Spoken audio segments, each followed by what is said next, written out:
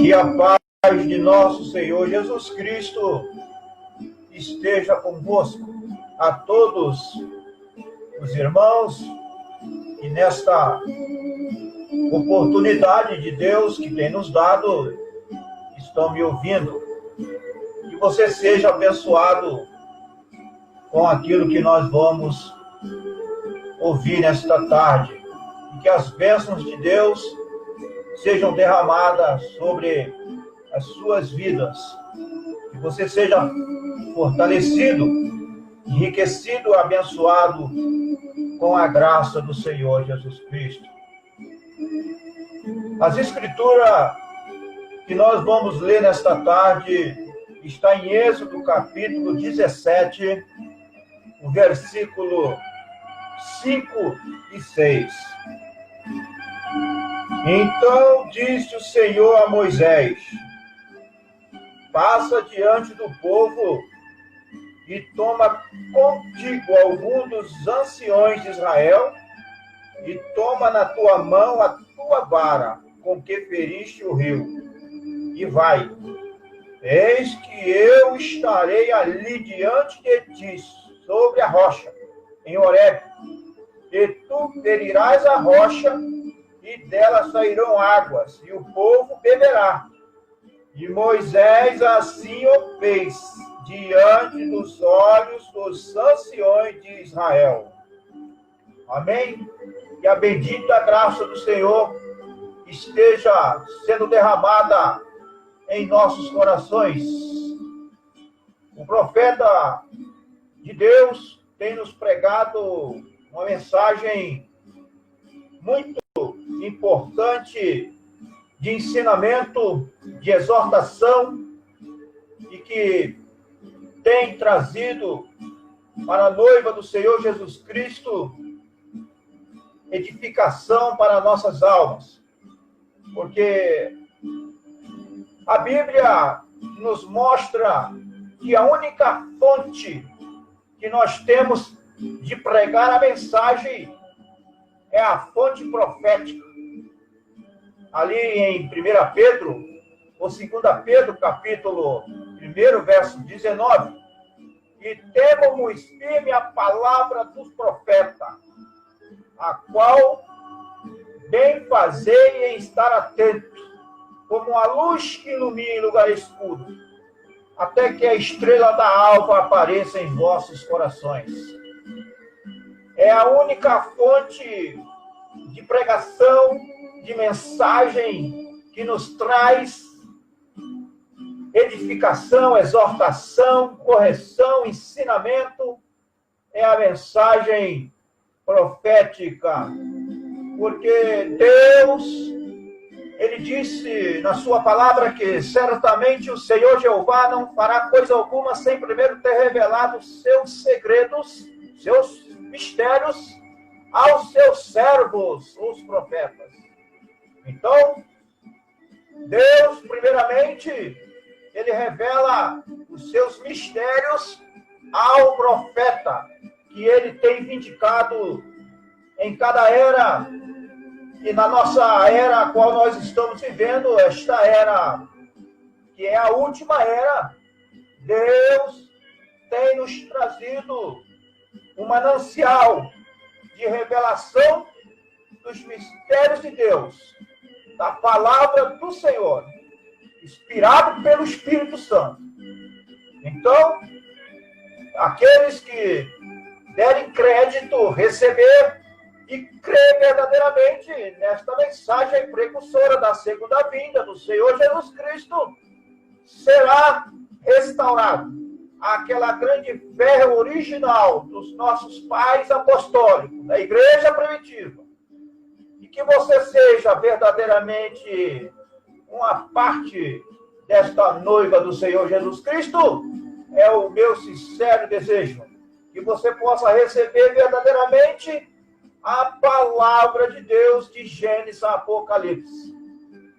Nós sabemos que Israel sempre tem sido um exemplo histórico da igreja, pois Israel era o povo de Deus até que ele saiu do Egito. Então ele era a igreja de Deus, porque ele estava separado do resto do mundo. Isto é uma verdade incontestável. A igreja de Deus tem que se separar do mundo. Porque assim nos ensina a palavra de Deus, que santo significa separado.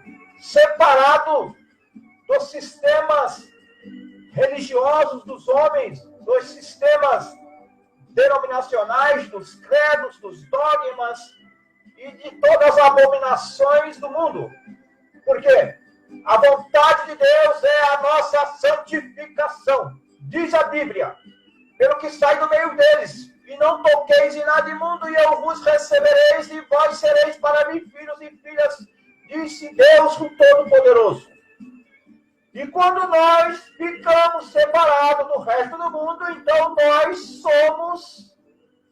nós nos tornamos a igreja. Mas desde que nós estejamos envolvidos com o mundo, então nós não estamos na igreja. O irmão observou aqui o que o profeta de Deus nos ensina nesta tarde? Desde que nós estejamos envolvidos com o mundo, nós não somos a igreja. Porque a palavra igreja significa o chamado para fora. Aqueles que estão separados das coisas abomináveis deste mundo. Então vejamos, nós não somos a igreja até estarmos separados do mundo. Separemos a nós mesmos, saiamos do meio das pessoas impuras. Não se relacione com elas e não sejamos participantes de seus pecados. Não se unam com os incrédulos, mas se separe das coisas do mundo.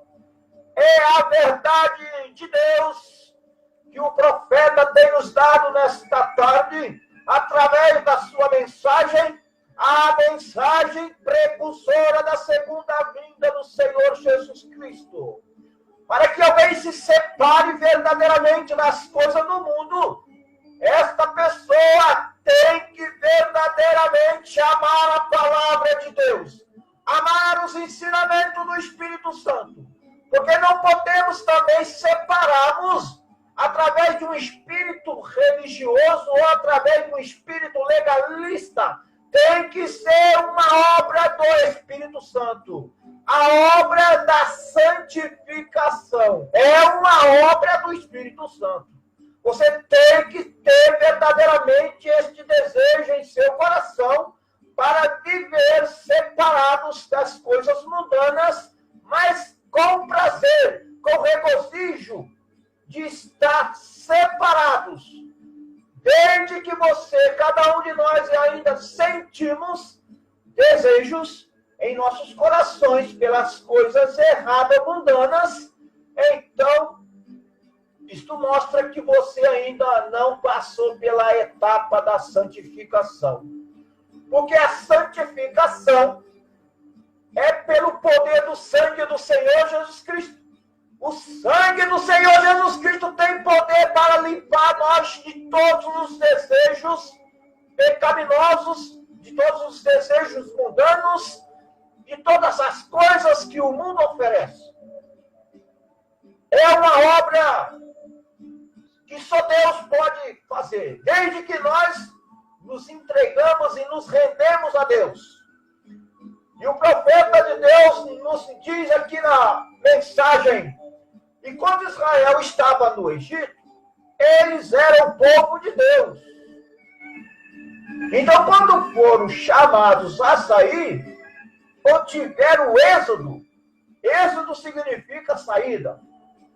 Então, eles foram chamados à igreja, porque isto foi quando eles se separaram do resto do mundo. E a própria palavra igreja significa chamado fora, êxodo, saída. cada um de nós, como cristão, tem tido um êxodo em nossa vida. Nós tivemos um tempo onde nós fomos chamados do meio de nossos associados, pessoas com quem uma vez tínhamos companheirismo, com um povo diferente, e nós nos tornamos um povo diferente, que agia de maneira diferente e falava de uma maneira diferente. Isto foi um êxodo em nossa vida. Cada um de nós. Muito bom exemplo Israel nos deu. De quando Deus a chamou a sair, ele teve um êxodo e saiu do meio das pessoas do mundo e tornou-se uma nação separada em Deus. Um povo peculiar, um povo especial. Eles andaram sobre as sombras do lugar de misericórdia. Eles tiveram e andaram pela grande coluna de fogo. E Deus os trouxe do Egito para a terra que ele tinha prometido. Quando o povo de Israel saiu do Egito, saiu aproximadamente 2 milhões de pessoas, sem contar crianças e mulheres. Eles saíram sobre a liderança de um profeta de Deus, Moisés. Ali foi um êxodo.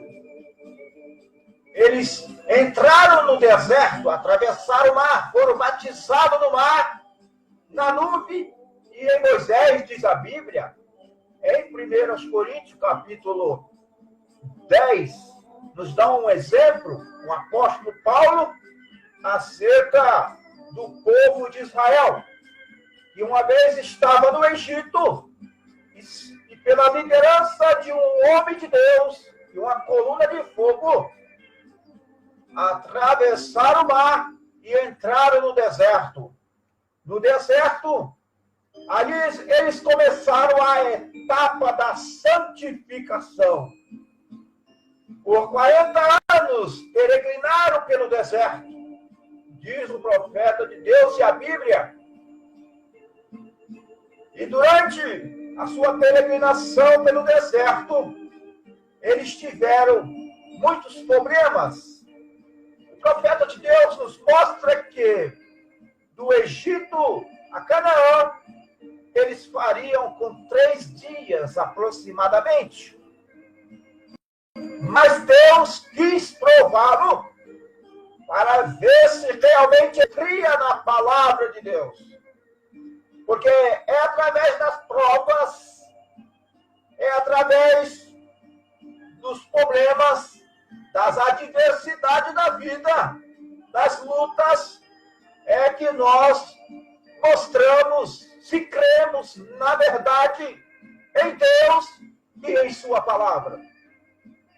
Porque todo filho que vem a Deus, ele primeiramente é provado, é testado. Todos nós que estamos nesta palavra, temos que passar pelas provas, pelos testes. Isto é para nos levar a uma convicção se realmente cremos na verdade de Deus, para nós mostrarmos o que realmente temos em nossos corações. Se temos fé ou se temos incredulidade. Mas Israel, quando surgiram os problemas ali no deserto, muitos deles, na verdade, mostraram que não cria na palavra. Porque o que acontece é que o povo de Israel, quando saiu lá do Egito, eles saíram crendo na verdade. Porque para atravessar o mar teve que ter fé. E eles atravessaram. pelo deserto durante 40 anos, peregrinando.